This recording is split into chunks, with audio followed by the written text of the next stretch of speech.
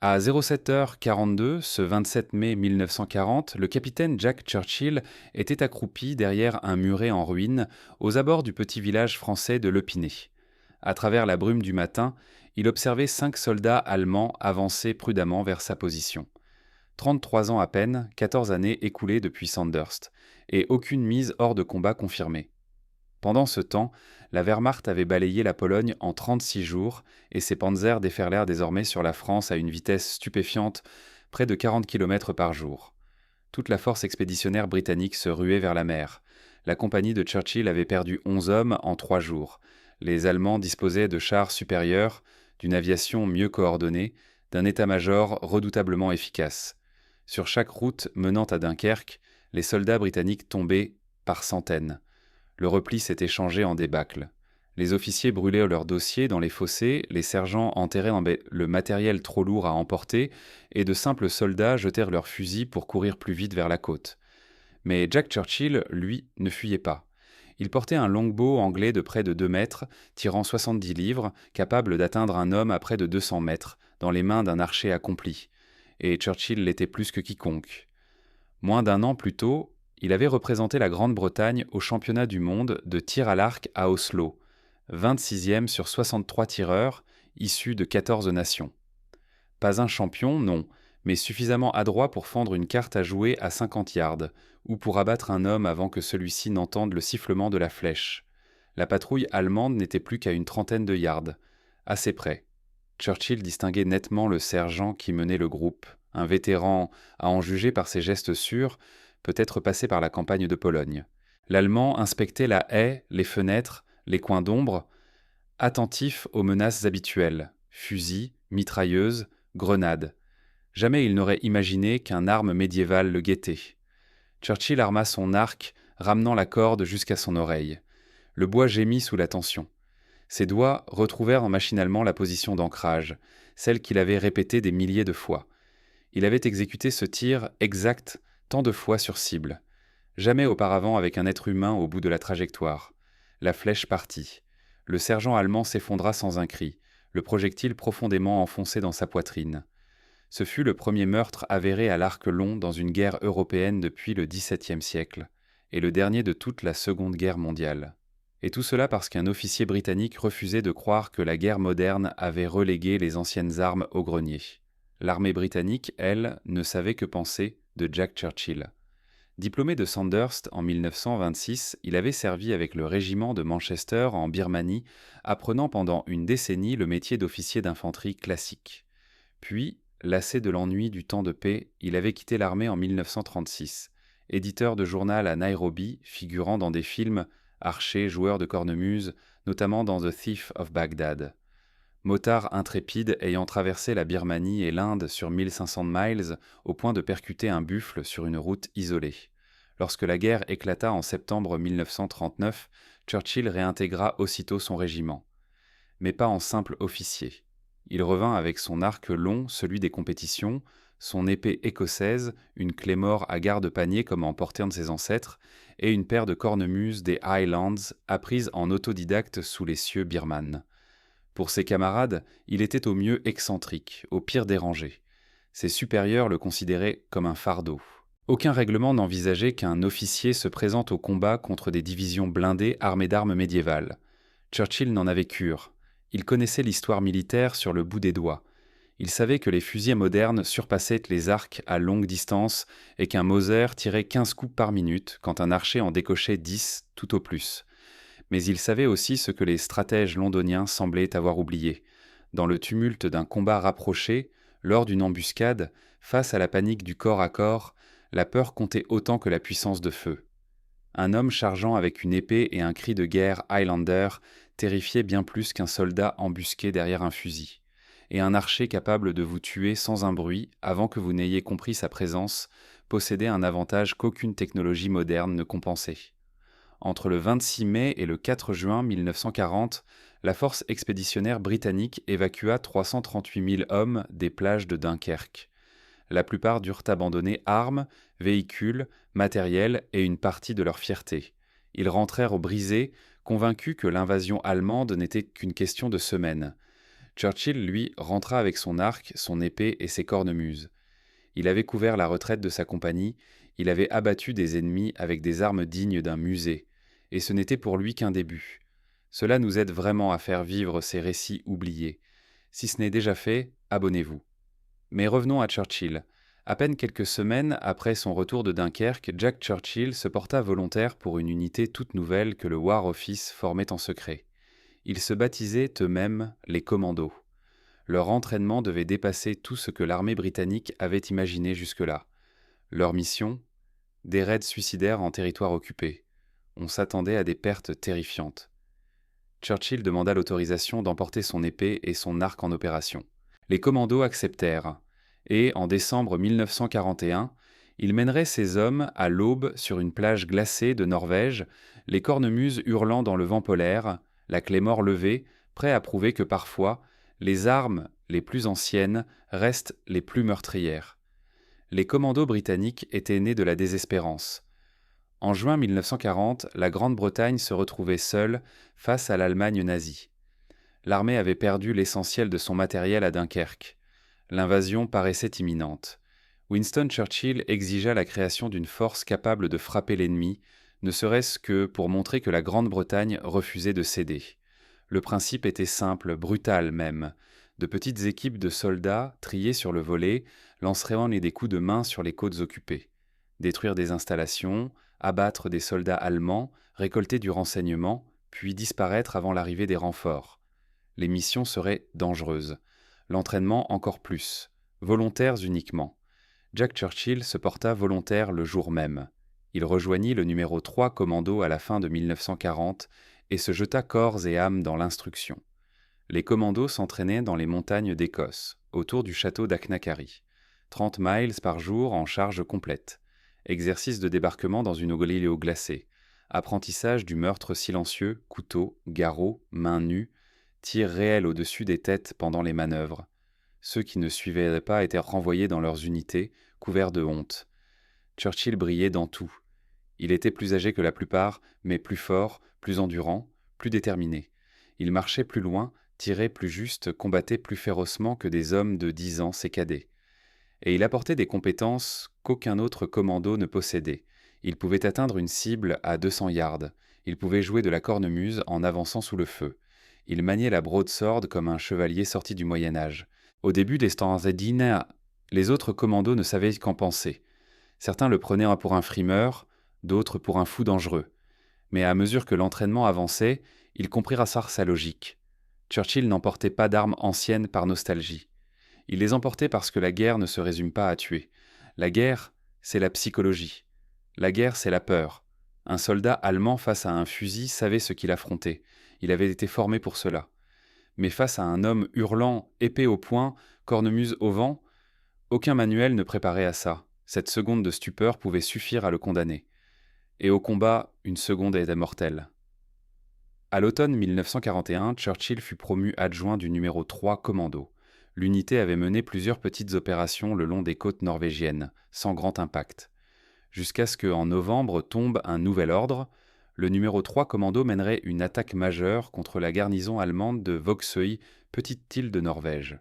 Nom de code, Opération Archerie.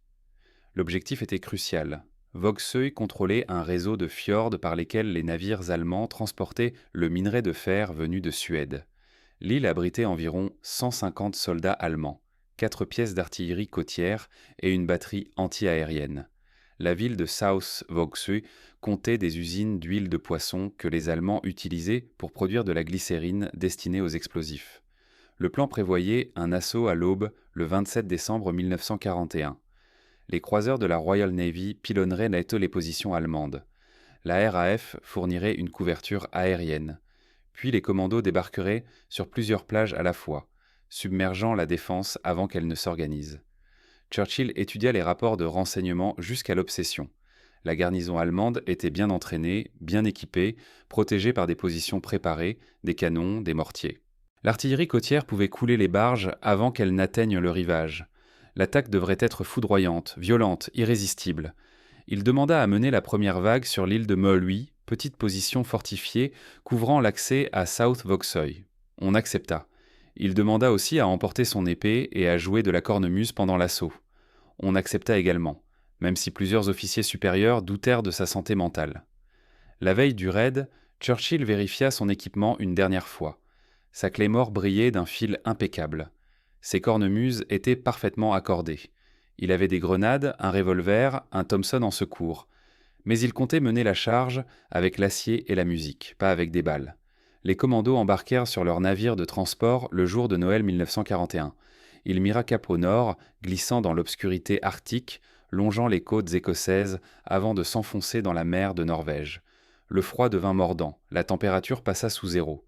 Une pellicule de glace se formait déjà sur les rambardes. Les hommes se tassaient dans leur quartier, vérifiant leurs armes, écrivant une dernière lettre, tentant de chasser l'idée de ce qui les attendait. Churchill, lui, passait la traversée, penché sur des cartes, répétant les signaux avec ses hommes. Sous son commandement direct, 105 commandos. Leur mission était simple dans sa formulation, impossible dans son exécution. Réduire au silence la batterie côtière de l'île de Moy en moins de 10 minutes après l'assaut.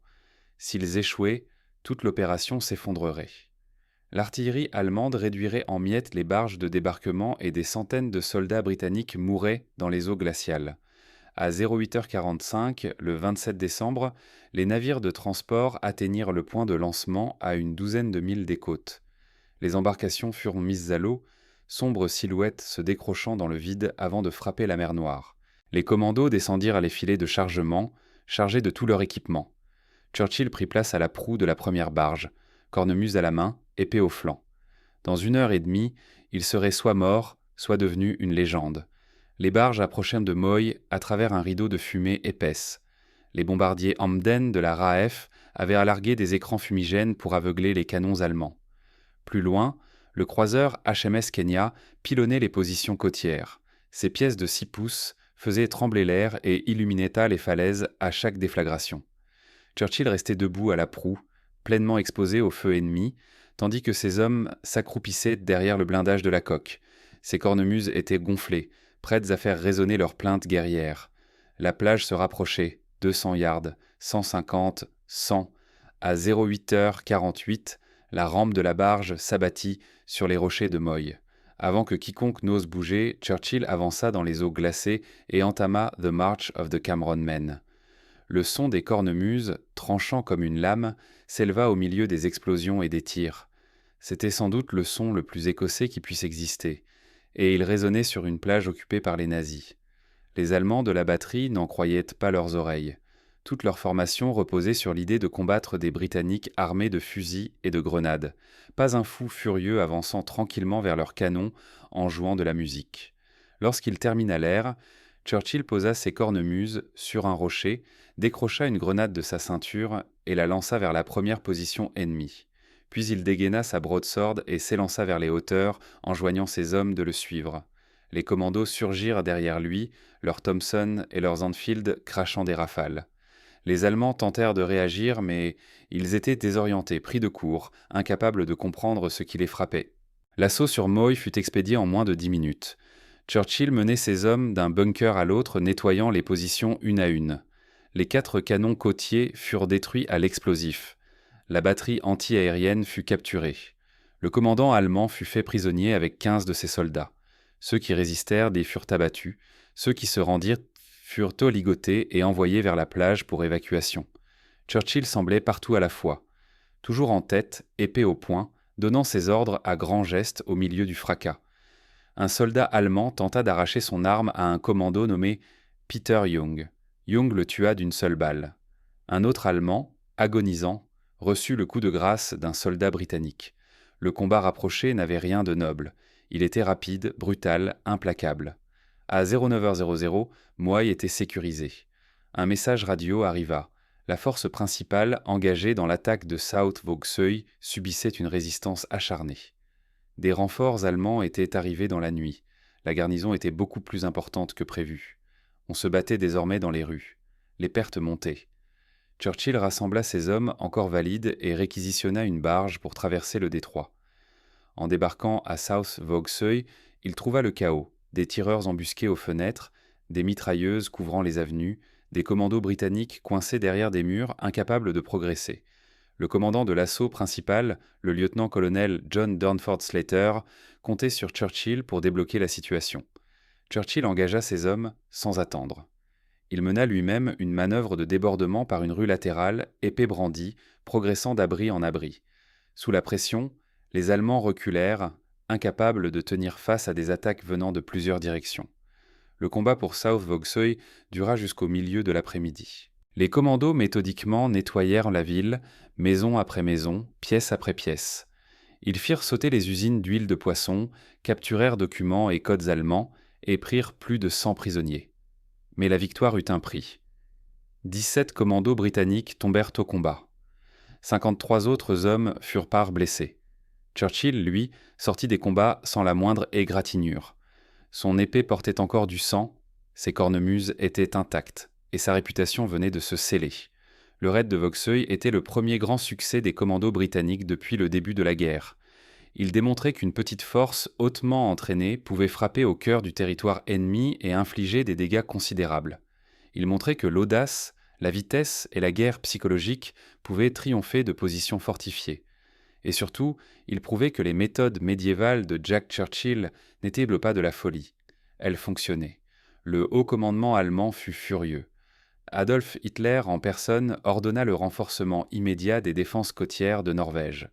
30 000 soldats supplémentaires furent détournés vers des garnisons. Autant d'hommes qui auraient mieux pu combattre en Russie ou en Afrique du Nord. Un seul raid mené par 300 commandos avait immobilisé une armée entière. Dans l'armée britannique, l'histoire de Churchill circulait à toute vitesse. L'officier qui entrait en bataille au son des cornemuses. Le fou à l'épée. Les journaux commencèrent à parler de lui. Les commandements opérationnels se le disputaient. Le War Office cessa de remettre en question son arsenal improbable. À l'été 1943, Churchill fut promu commandant du numéro 2 Commando. Sa prochaine mission le mènerait des plages de Sicile aux montagnes d'Italie et culminerait avec l'une des captures de prisonniers les plus audacieuses de toute la guerre. 42 Allemands allaient apprendre qu'il valait mieux se rendre à un homme portant une épée que mourir sur sa lame. L'invasion alliée de la Sicile débuta le 9 juillet 1943. L'opération Husky était alors le plus vaste débarquement amphibie jamais réalisé. 160 000 soldats britanniques, américains et canadiens touchèrent les côtes méridionales de l'île en 3 jours. L'objectif, sortir l'Italie de la guerre et ouvrir un second front contre l'Allemagne nazie. Le numéro 2 Commando débarqua près de Catania, sur la côte est, sous le commandement du lieutenant-colonel Jack Churchill. Il foula le sable avec tout son attirail, sa clémore écossaise à la taille, son arc long et ses flèches en bandoulière, ses cornemuses longs sous le bras. Ces hommes ne contestèrent en plus rien. Ils avaient en vue ce qu'il avait fait à Vauxhall. Ils lui faisaient une confiance absolue. Le combat en Sicile fut féroce. Les Allemands avaient renforcé les troupes italiennes avec des parachutistes d'élite et des blindés. Chaque village se transformait en forteresse, chaque route en piège. L'avancée alliée fut lente et coûteuse. Churchill menait ses commandos à travers les montagnes, contournant les points forts ennemis, coupant les lignes de ravitaillement, récoltant du renseignement. En septembre, la Sicile était conquise et l'état-major se préparait à l'invasion de l'Italie continentale. On prévoyait un débarquement à Salerno, au sud de Naples. Les renseignements garantissaient que les Allemands attendaient toute une attaque près de Rome. Les plages de Salerno seraient faiblement défendues. L'opération serait relativement simple. Les renseignements se trompaient. Le numéro 2 Commando débarqua à Salerno le 9 septembre 1943. Ils rencontrèrent immédiatement une résistance farouche. Les Allemands avaient anticipé l'invasion et renforcé le secteur avec chars et artillerie. En quelques heures, la tête de pont fut sous un déluge de feu. Les troupes britanniques et américaines étaient clouées au sol, incapables d'avancer. L'opération entière menaçait de s'effondrer. Les commandos de Churchill reçurent l'ordre de défendre un carrefour routier et ferroviaire crucial près de la ville de Vietri-sul-Mare, dominant toute la partie occidentale de la baie de Salerno. Si les Allemands s'en emparaient, ils pourraient écraser les plages alliées sous l'artillerie. Pendant 5 jours, Churchill et ses hommes tinrent la position contre des contre-attaques incessantes. Ils combattaient depuis des maisons éventrées, des fossés, des tas de gravats. Ils repoussaient des assauts d'infanterie et des sondes de chars. Ils appelaient le tir naval sur les concentrations ennemies. Ils ne cédèrent pas un mètre, même lorsque les munitions vinrent à manquer et les pertes à s'accumuler. Dans la nuit du 14 septembre, Churchill reçut de nouveaux ordres. Des forces allemandes tenaient les hauteurs au-dessus du village de Molina, contrôlant un passage stratégique surplombant toute la tête de pont. Depuis ces collines, un poste d'observation dirigeait le tir allemand avec une précision meurtrière. Il fallait le réduire au silence. Churchill examina les cartes. Une attaque frontale serait un massacre. Mitrailleuses couvrant chaque montée, mortiers réglés sur les chemins évidents, aucune chance d'approcher en nombre sans se faire anéantir. Il opta pour une autre méthode. Il n'emmènerait qu'un caporal avec lui. 2 hommes peuvent là se glisser là où 200 se font repérer. 2 hommes peuvent capturer ce qu'une compagnie entière ne pourrait enlever par la force. Ils quittèrent pour les lignes alliées après minuit. Ils progressaient dans l'obscurité en épousant les reliefs du terrain, glissant dans les fossés d'écoulement, longeant les murs de pierre. La nuit était d'encre. Les sentinelles allemandes n'imaginaient pas qu'une attaque viendrait de 2 silhouettes armées d'une épée et d'un simple revolver. Ils atteignirent d'épingle la première position allemande juste avant l'aube. Dans l'obscurité, Churchill aperçut la braise de cigarette. Une équipe de mortiers allemandes montait la garde, détendue, persuadée que la nuit resterait calme. Churchill dégaina sa broadsword et s'avança sans bruit. Il surgit de l'ombre comme un fantôme arraché à un autre siècle. Les Allemands se rendirent aussitôt.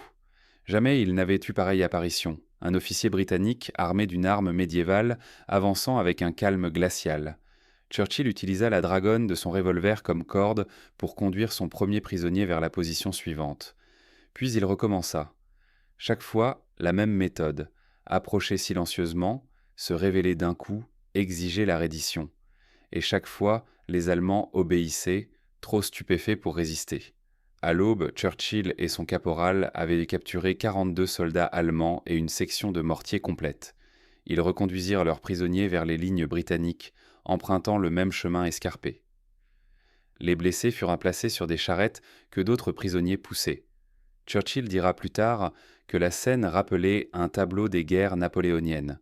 Pour l'action de Molina, il reçut la Distinguished Service Order.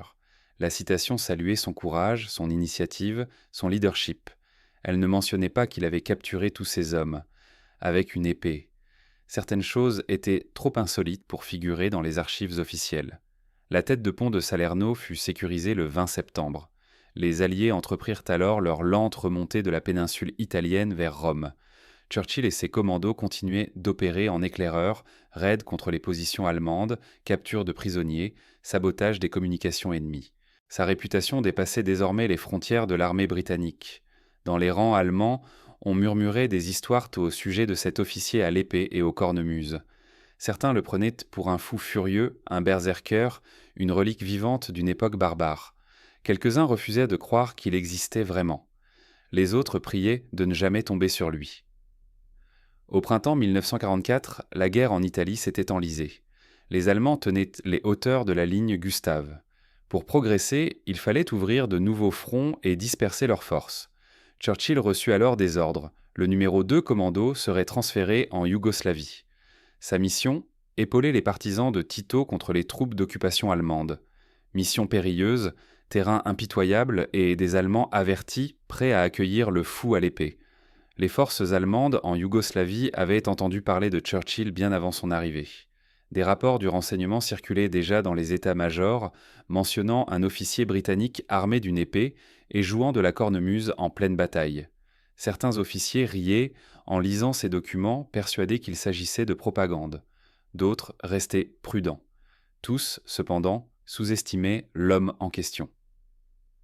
Au printemps 1944, la Yougoslavie était l'un des théâtres les plus brutaux de la guerre. Les Allemands contrôlaient les villes et les voies principales, mais les partisans communistes de Tito dominaient montagnes et forêts. Les affrontements étaient sauvages, les prisonniers rares, les représailles sanglantes, des villages entiers étaient rasés. Malgré plus d'un demi-million de soldats stationnés dans la région, les Allemands perdèrent du terrain. Londres décida donc de soutenir les partisans. Armes, ravitaillement, conseillers militaires. Les commandos britanniques apporteraient un soutien direct au combat. Churchill et son unité furent envoyés sur l'île adriatique de Vis en avril 1944. De là, ils mèneraient des raids le long des côtes dalmates. Churchill se jeta dans cette mission avec son enthousiasme habituel. Il parcourut le terrain, assimila les tactiques des partisans, planifia des opérations contre les lignes de ravitaillement allemandes. Les guérilleros furent impressionnés par son audace et son refus de rester à l'arrière. Les Allemands, eux, allaient rapidement comprendre que le fou accrotant le fou à l'épée, était descendu sur leur front. Les premiers raids furent un succès. Churchill mena des attaques contre des postes avancés, détruisit du matériel, captura des prisonniers. Il se déplaçait dans les montagnes, épée au flanc et cornemuse sur le dos, galvanisant les partisans par son intrépidité. Les Allemands renforcèrent leur garnison, multiplièrent les patrouilles.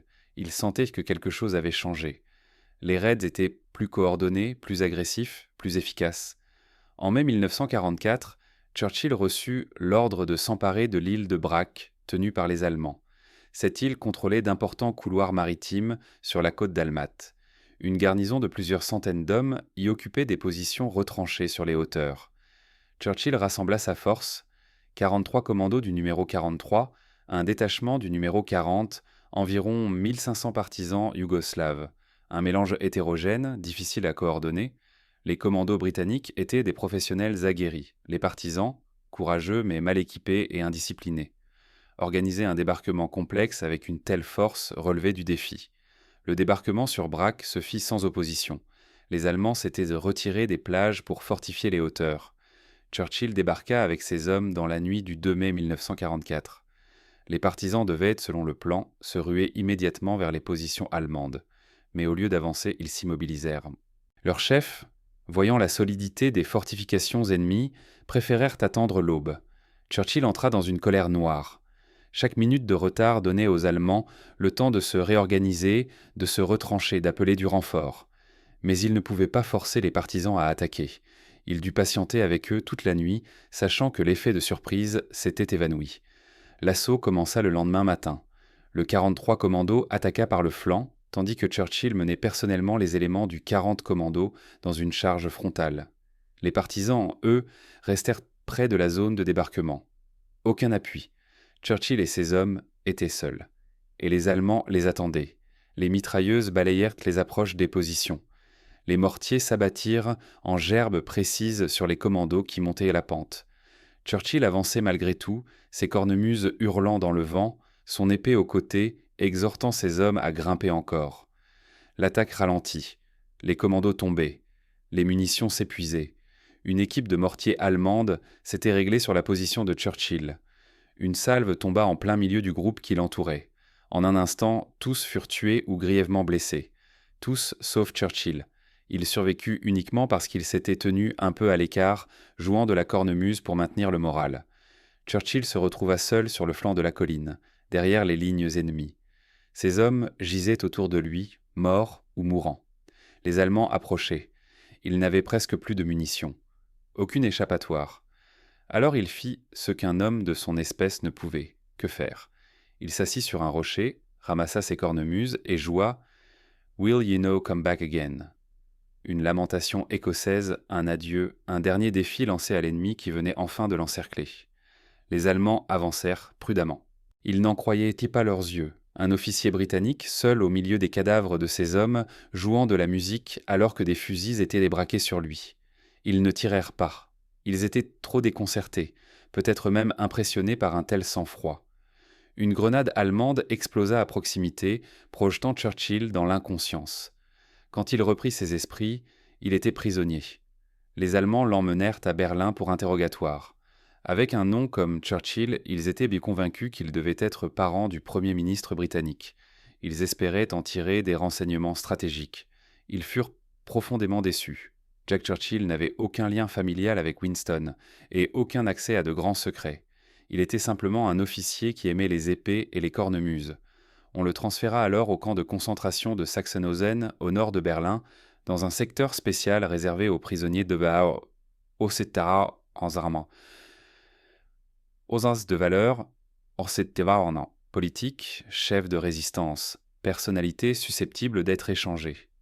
Churchill se retrouva parmi des hommes qui avaient comploté contre Hitler, défié le régime et s'attendaient à être exécutés à tout moment. Pour la plupart d'entre eux, Sachsenhausen était la fin. Pour Churchill, ce n'était qu'un contretemps. En 4 mois, ils s'évaderaient. En 8, ils se battraient de nouveau. Les Allemands avaient de capturer le fou à l'épée, mais ils n'avaient pas brisé sa volonté. Sachsenhausen n'était pas fait pour survivre. Le camp abritait prisonniers politiques, résistants, ennemis du Reich. Travail forcé, faim, brutalité quotidienne, beaucoup n'en sortaient jamais vivants. Les gardes SS attendèrent de leurs captifs soumission, désespoir, résignation. Churchill ne leur offrit rien de tout cela. Il fut placé dans le secteur spécial Zellenbo, Zanderlager A, destiné à des détenus susceptibles de servir d'otages. Là se trouvaient des diplomates, des officiers, des hommes politiques et 3 aviateurs de la RAF qui avaient participé à la grande évasion de Stalag Luft 3. 50 de leurs camarades avaient été abattus par la Gestapo après l'évasion. Ces 3 survivants n'étaient épargnés que pour leur valeur. Churchill commença immédiatement à planifier sa fuite. Il étudia la disposition du camp, les rondes des gardes, les clôtures, les miradors. Il repéra des failles. Il recruta des complices. En quelques semaines, le plan était prêt. Les prisonniers de Zanderlager A avaient accès à un petit jardin près de la clôture. Churchill et ses camarades entreprirent de creuser un tunnel depuis un fossé de drainage. Ils travaillaient la nuit, dissimulant la terre sous des tas de compost. Ils creusaient avec des cuillères, des bouts de métal, parfois leurs mains nues. Le tunnel finit par atteindre 110 mètres, passant sous la clôture pour ressortir dans un bosquet hors du camp. Le 23 septembre 1944, Churchill et 4 officiers britanniques rampèrent jusqu'à la sortie. Ils étaient libres. Ils émergèrent dans l'obscurité au-delà des barbelés de Sachsenhausen, puis se dispersèrent dans la campagne allemande. Churchill fit route avec le squadron leader Bertram James, l'un des survivants de la Grande Évasion. Leur plan était simple, presque insensé. Marcher vers le nord, rejoindre la côte baltique à près de 200 km et trouver un bateau pour gagner la Suède encore neutre. Pendant 2 semaines, Churchill et James traversèrent l'Allemagne nazie à pied. Ils voyagèrent la nuit, se dissimulaient le jour. Ils dérobaient des légumes dans les champs, buvaient l'eau des ruisseaux. Ils évitaient routes, villages et tout endroit où l'on pourrait remarquer 2 silhouettes épuisées, ne parlant pas un mot d'allemand. Le froid s'installait. Leurs vêtements n'étaient pas adaptés. Ils n'avaient ni carte, ni boussole, ni provisions, rien sinon ce qu'ils arrivaient à voler.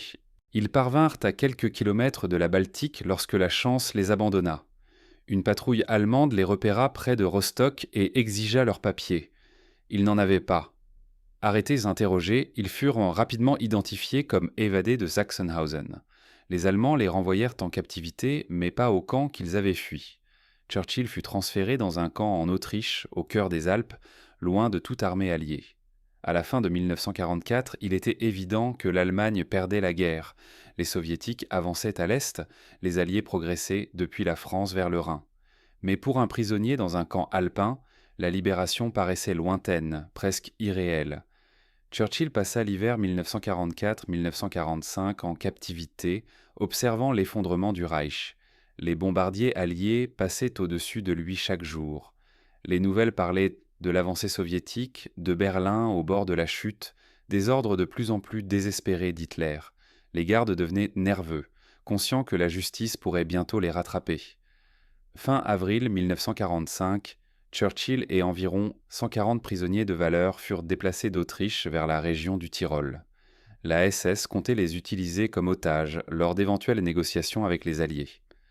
On les fit marcher à travers les montagnes, sous forte escorte, sans qu'ils sachent s'ils seraient libérés ou exécutés. La fin survint d'une manière totalement inattendue. Une délégation de prisonniers se rendit auprès d'officiers de la Wehrmacht pour leur exprimer la crainte d'être massacrés par la SS. Contre toute attente, les officiers les écoutèrent. Un détachement de l'armée allemande, commandé par le capitaine Wichar von Alvensleben, intervint pour protéger les prisonniers. Les soldats de la Wehrmacht étaient pourtant plus nombreux que les SS. Après un face-à-face tendu, la SS se retira. Les prisonniers furent abandonnés dans un petit village italien, libre, mais toujours au cœur du territoire ennemi. La plupart restèrent sur place, attendant l'arrivée des forces alliées. Jack Churchill, lui, ne resta pas. Il avait passé presque 1 an en captivité, il s'était évadé une fois, avait survécu à la recapture. Il n'allait pas rester inactif alors que la guerre n'était pas encore finie. Il prit la route vers le sud, à pied, pour rejoindre les lignes alliées. Il parcourut 150 km, à travers les Alpes italiennes, franchissant cols et vallées, évitant les groupes allemands en déroute.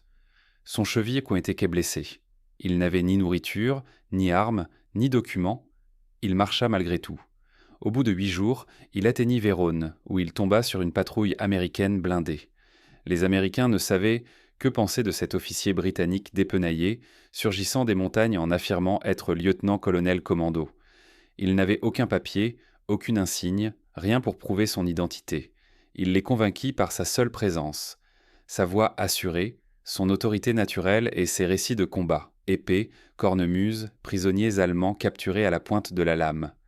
Les Américains le renvoyèrent en Grande-Bretagne par les voies des militaires. Churchill arriva chez lui en mai 1945, au moment où la guerre en Europe touchait à sa fin. L'Allemagne venait de capituler. Les camps de concentration étaient libérés. L'Europe respirait enfin. Mais la guerre n'était pas terminée. Le Japon combattait encore dans le Pacifique. Des milliers de soldats britanniques mouraient toujours en Birmanie, en Malaisie, dans les archipels du sud-est asiatique. Churchill demanda immédiatement à être transféré en Extrême-Orient. Il voulait se battre contre les Japonais.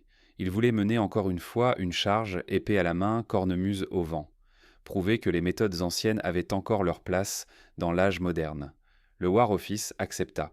À l'été 1945, Jack Churchill était à bord d'un navire en route vers la Birmanie, vers le Japon, vers ce qu'il croyait être le dernier chapitre de sa guerre. Il ignorait que 2 bombes allaient changer le cours de l'histoire. Churchill se trouvait quelque part en zone au-dessus de l'Inde lorsque la bombe atomique tomba sur Hiroshima le 6 août 1945. Un seul B-29 américain avait largué une arme qui tua 80 000 personnes en un instant. 3 jours plus tard, Nagasaki fut anéanti à son tour. Le 15 août, le Japon annonça sa reddition. La Seconde Guerre mondiale était terminée. Churchill accueillit la nouvelle avec une étrange amertume. Il avait passé des mois à se préparer pour l'invasion du Japon. Il avait étudié les tactiques japonaises, leurs fortifications, leur esprit combatif. Il avait prévu de mener une dernière charge contre les Japonais, épée au poing, cornemuse au vent, comme en Norvège, en Sicile et en Yougoslavie. Mais il n'y aurait ni invasion, ni bataille finale, ni occasion de se mesurer à un nouvel ennemi. Sa réaction devint légendaire parmi ceux qui l'avaient côtoyé. Il aurait lancé, mi-sérieux, mi-ironique, que sans les bombes atomiques américaines, la guerre aurait pu durer encore 10 ans. Une plaisanterie sombre, certes, mais révélatrice de sa nature profonde. Churchill était un homme façonné par le combat. Il trouvait du sens dans le chaos de la guerre. Il se sentait vivant lorsque la mort rôdait au plus près. La paix lui était aussi étrangère qu'un pays lointain. Après la guerre, l'armée britannique ne savait que faire de Jack Churchill. Trop agressif pour un service de garnison en temps de paix. Trop excentrique pour un poste d'état-major. Trop célèbre pour être ignoré. Son dossier militaire était stupéfiant. Distinguished Service Order avec Barrett, Military Cross avec Barrett, mention dans de multiples rapports. Il avait combattu en France, en Norvège, en Sicile, en Italie, en Yougoslavie. S'était évadé d'un camp de concentration. Avait capturé 42 Allemands avec une épée. Le War Office l'envoya en Birmanie pour des fonctions administratives dans la transition entre guerre et paix.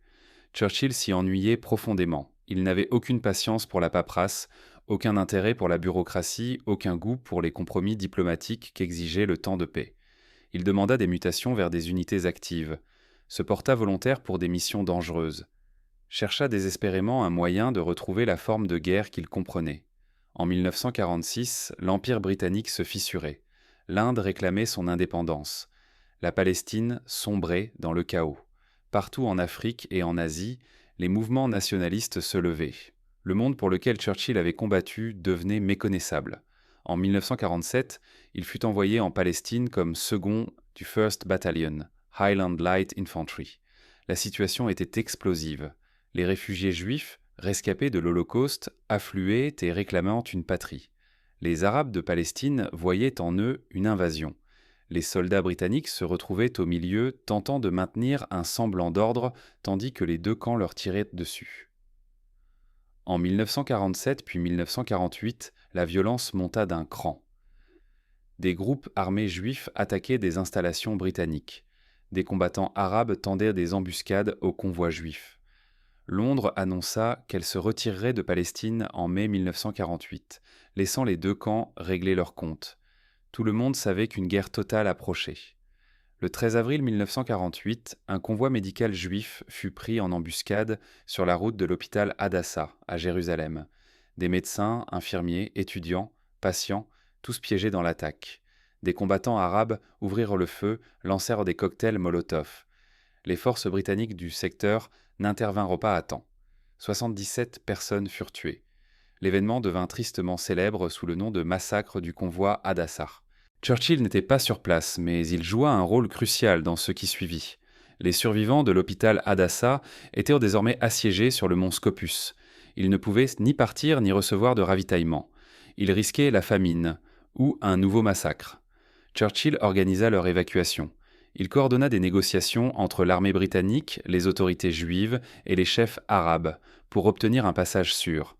Il supervisa personnellement l'opération, traversant des zones de combat avec le même calme autoritaire qu'il avait montré sur les plages de Norvège ou dans les montagnes d'Italie. Sous sa protection, 700 médecins, étudiants et patients furent évacués de Scopus. Lorsqu'on l'interrogea plus tard sur sa manière de gérer ces négociations dangereuses, Churchill donna une réponse typique de lui. Pota. On hésite davantage à tirer sur quelqu'un qui vous sourit. C'était exactement la psychologie qu'il avait utilisée toute sa vie. Confiance, calme, absence totale de peur, des armes parfois plus puissantes que les fusils. Churchill quitta la Palestine peu avant le retrait britannique de mai 1948. L'État d'Israël fut proclamé. La guerre israélo-arabe éclata.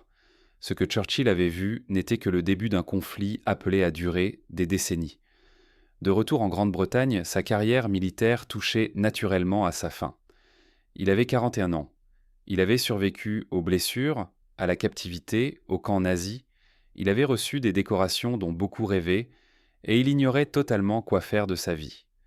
L'armée lui proposa des postes d'instruction, des fonctions d'état-major, des tâches administratives.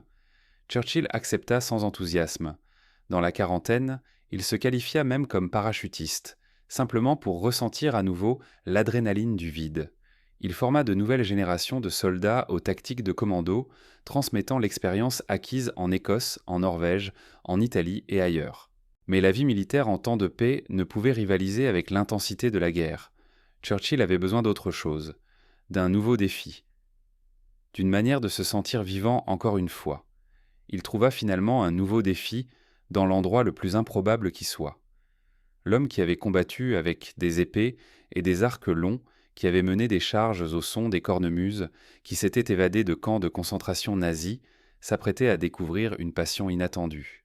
Il allait devenir l'un des tout premiers surfeurs de l'histoire britannique.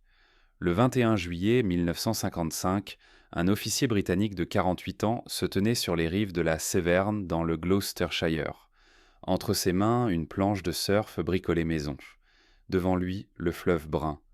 Et quelque part en aval, la montée inexorable du Tidal bord, cette vague de marée qui remonte la Séverne 2 fois par jour.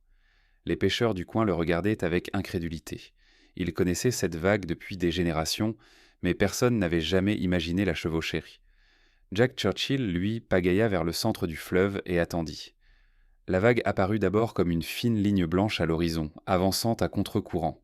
Par standards océaniques, elle était modeste, 1,50 m tout au plus. Mais c'était une vague, et Churchill avait décidé qu'elle serait la sienne.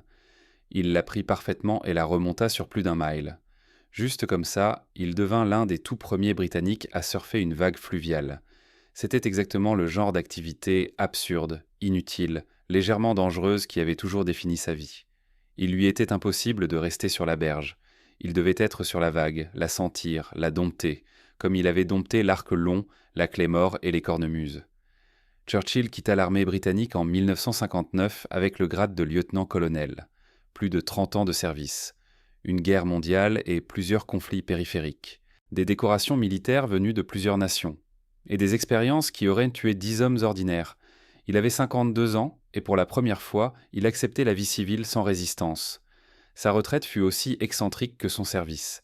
Il développa une passion pour les bateaux téléguidés, construisant des maquettes de navires de guerre qu'il faisait naviguer sur les étangs du voisinage. Il retapa d'anciens bateaux à vapeur et les pilotait sur la Tamise entre Richmond et Oxford. Il jouait encore de la cornemuse lors de cérémonies et de réunions régimentaires. un lien vivant avec les traditions des commandos qu'il avait contribué à forger. Son trajet quotidien en train devint légendaire. Chaque soir, en rentrant de Londres, il ouvrait simplement la fenêtre du wagon et jetait sa mallette sur les rails. Les passagers, horrifiés, pensaient qu'il avait perdu la tête. Mais Churchill avait calculé la trajectoire. Sa maison bordait la voie et sa mallette atterrissait directement dans son jardin. Une façon comme une autre d'éviter de la porter depuis la gare. Lorsqu'on l'interrogeait sur ses exploits militaires, Churchill restait humble. Jamais il ne se vantait des ennemis qu'il avait tués, ni des prisonniers qu'il avait capturés. Il n'exagérait rien, ne s'appropriait pas les victoires d'autrui. Il se contentait de raconter la vérité qui, en soi, suffisait largement. Son fils Malcolm expliquera plus tard que son père parlait volontiers de la guerre, surtout autour d'un verre de vin, mais ne cherchait jamais à attirer l'attention. Les années passèrent. Le monde changea. L'Empire britannique s'effondra. La guerre froide divisa l'Europe. Les technologies militaires évoluèrent à un rythme vertigineux. Les missiles guidés remplacèrent l'artillerie, les jets remplacèrent les avions à hélice, et l'arme nucléaire rendit la guerre conventionnelle presque anachronique. Le style de guerre que Churchill avait pratiqué, un mélange de bravoure individuelle, d'armes anciennes et de folie assumée, devint une curiosité historique. Jack Churchill mourut le 8 mars 1996 à l'âge de 89 ans. Il avait survécu à la plupart de ses camarades commandos, à la plupart de ses compagnons de captivité de Sachsenhausen, à la plupart des hommes qu'il avait menés au combat. Il s'éteignit paisiblement chez lui à Surrey, entouré des siens, à des années-lumière des plages glacées de Norvège et des collines en flammes de Yougoslavie. Les journaux peinèrent à résumer sa vie. L'un écrivit que si Churchill n'avait pas existé, il aurait été impossible de l'inventer. Aucun héros de fiction doté d'un tel parcours n'aurait semblé crédible. Un homme qui tuait des ennemis à l'arc long à l'ère des chars. Un homme qui capturait des soldats avec une épée à l'ère des mitrailleuses. Un homme qui jouait de la cornemuse pendant que les mortiers explosaient autour de lui. Un homme qui s'évadait d'un camp nazi et parcourait 150 kilomètres à pied vers la liberté. Un homme qui surfait des vagues de rivière et jetait ses mallettes depuis les trains. Un homme qui refusait d'admettre que le monde moderne n'avait plus de place pour les guerriers médiévaux. Jack Churchill n'était ni le soldat le plus décoré de la Seconde Guerre mondiale, ni le commandant le plus efficace, ni le stratège le plus brillant. Il ne remporta pas de bataille décisive, ne changea pas le cours de l'histoire par son génie militaire. Ce qu'il fit est à la fois plus simple et peut-être plus important. Il prouva que le courage individuel comptait encore. Il prouva que la pensée non conventionnelle pouvait triompher de la puissance brute. Il prouva qu'un seul homme, doté d'une volonté farouche, pouvait accomplir ce que des armées entières n'osaient pas tenter. Son héritage perdure dans les commandos qu'il a contribué à créer, dans les forces spéciales qui remontent directement à ces collines d'Écosse où tout a commencé. Il survit dans chaque soldat à qui l'on a dit un jour « c'est impossible » et qui a refusé d'y croire. Si cette histoire vous a touché autant qu'elle nous a touchés, faites-nous un petit cadeau. Laissez un like. Chaque like indique à YouTube que cette histoire mérite d'être vue par davantage de monde. Abonnez-vous, activez les notifications. Nous sortons chaque jour des récits oubliés de leurs archives poussiéreuses. Des histoires d'officiers qui capturaient des prisonniers à l'épée, de soldats qui jouaient de la cornemuse sous le feu des mortiers, d'hommes qui s'évadaient de camps de concentration et traversaient des montagnes pour retourner au combat. Des histoires vraies, de vrais héros. Laissez un commentaire et dites-nous d'où vous regardez. États-Unis, Royaume-Uni, Canada, Australie, Allemagne, Norvège, notre communauté s'étend sur toute la planète. Vous n'êtes pas qu'un simple spectateur, vous faites partie de ceux qui maintiennent vivante la mémoire de ces hommes. Dites-nous votre pays. Dites-nous si quelqu'un dans votre famille Catrolé a servi. Dites-nous si vous aviez déjà entendu parler de Mad Jack Churchill avant aujourd'hui, ou dites simplement « Je suis là ». Merci d'avoir regardé. Merci d'aider à ce que Jack Churchill ne tombe jamais dans l'oubli. Cet homme méritait d'être rappelé. Et grâce à vous, il le sera.